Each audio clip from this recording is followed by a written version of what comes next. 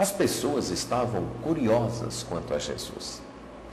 Enquanto os líderes odiavam Jesus e queriam matá-lo, enquanto os irmãos de Jesus esperavam algum sinal fantástico e descriam dele, a multidão era curiosa, mas tinha dúvidas sobre Jesus. Alguns diziam, ele é uma boa pessoa. Já outros diziam, não, ele é um enganador. E a multidão ficava oscilando entre um e outro. Algumas pessoas hoje são assim. Elas são curiosas quanto a Jesus, mas elas se deixam levar pelas opiniões dos outros. Um diz uma coisa, outro diz outra coisa, e aí elas ficam na dúvida. Isso nos leva a perceber uma outra reação sobre Jesus. Jesus é alguém que nos coloca em xeque. Jesus é alguém que exige uma escolha de nossa parte, uma decisão de nós. Veja o verso 13. Entretanto, ninguém falava dele abertamente por medo dos judeus. Aquela multidão curiosa, que até discutia entre si, que murmurava, falava baixinho, ele é bom, não, ele é um enganador, tinha medo de falar abertamente, tinha medo de fazer perguntas em público, tinha medo de querer saber mais de modo aberto, por causa da liderança judaica. Há pessoas assim, que são curiosas, mas que guardam suas dúvidas para si, com medo das outras pessoas, com medo dos familiares, com medo dos parentes, com medo da sociedade. Continuam apenas curiosas e cheias de dúvidas sobre Jesus, porque o medo das pessoas não permite que elas esclareçam suas dúvidas. Há uma quinta reação sobre Jesus. No verso 15, diz que então os judeus se maravilhavam e diziam: como sabe este letras sem ter estudado? Admiração. Para algumas pessoas, Jesus é alguém a ser admirado. Como os judeus, que se admiravam do ensino de Jesus, da forma como Jesus ensinava, porque Jesus nunca havia frequentado uma faculdade, uma escola teológica.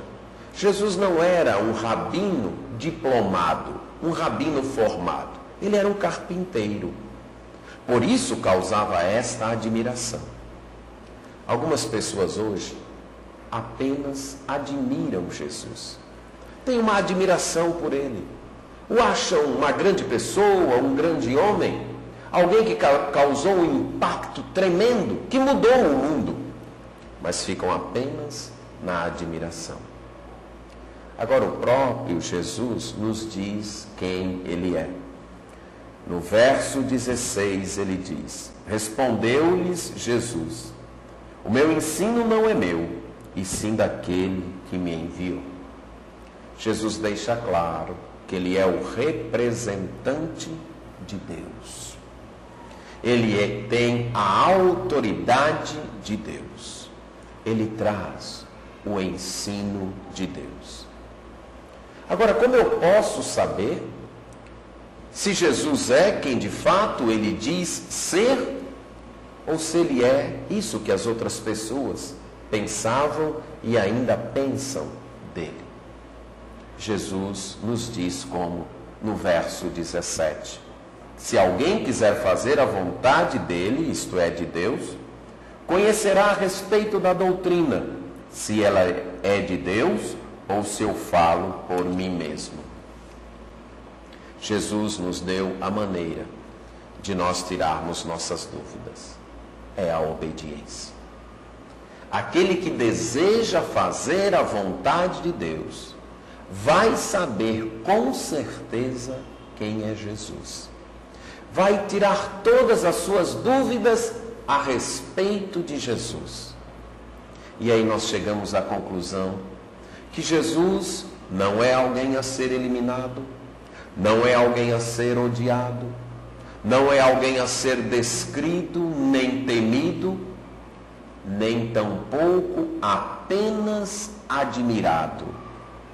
Jesus é a autoridade de Deus para ser obedecida. Jesus é alguém a ser obedecido. E só na obediência à sua vontade é que nós vamos ter certeza quem de fato Ele é e da verdade do seu ensino.